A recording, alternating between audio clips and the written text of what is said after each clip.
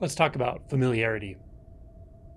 There's a familiarity that is of the mind, of the thoughts, in which we constantly remind ourselves where we're going, where we came from, what we want, what's important to think about, what we doubt. This type of familiarity requires a lot of work. But the thing about it is, we get so used to doing this work, putting in the effort to hold on to the sense of self, to perpetuate the sense of a self in time and a self that knows what it wants and where it's going, that we don't realize how much effort and weight is behind that.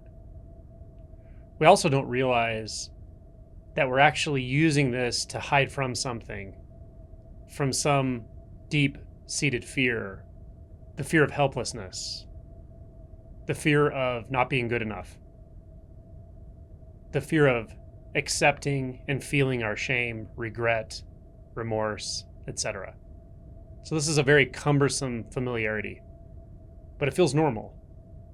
In fact, I would venture to say that it's a type of familiarity that we even go into collusion with others about. There's a sort of unspoken complicity that goes on with a lot of communication, a sort of stereotyped message that everything's okay, we're okay, there's nothing going on behind the scenes, we've got it all figured out. So some people who are very sensitive or deeply empathic feel a pervasive inauthenticity in life, even as children, and always feel a little alienated by this, or just feel out of sorts or like they don't fit in. Now, I would say most people probably can relate to that to some degree. Not fitting in, having learned to perpetuate a sort of persona of doing okay, but underneath just not feeling great. So all this is familiar. This isn't news to any of us. But I want to point to a different kind of familiarity, a deeper, more profound, intimate, uncaused familiarity, a familiarity that you don't have to maintain, that you don't have to produce. That is your birthright. And the first time this usually becomes exquisitely obvious is with awakening, or with a pre-awakening taste, where there's this completely uncaused familiarity pervading all experience. What I mean by uncaused is that you don't have to exert any energy for it to be. It just is. It's an innocence, a simplicity. It really is childlike.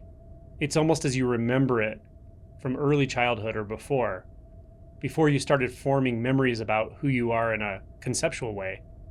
This innocence and simplicity, this presence, this pristine rightness was already there.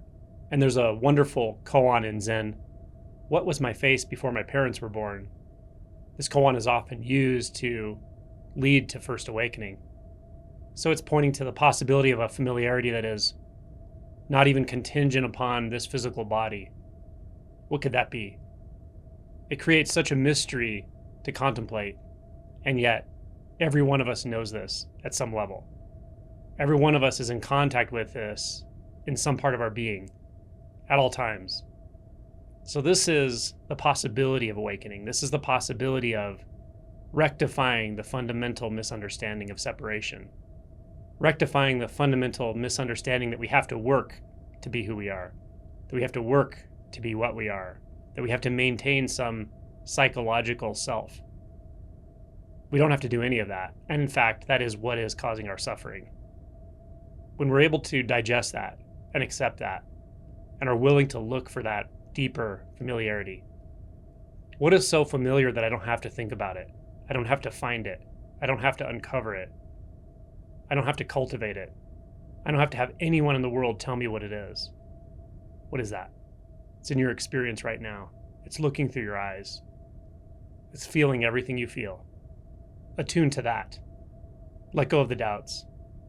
Let go of the judgments, both internal and external, and just orient to your deepest instinct. The familiarity of aliveness. the familiarity that the entire cosmos is contained within you and you within it. Don't think about it. Just relinquish all perceptions, judgments, conclusions, and take the backward step into right now, which is eternity.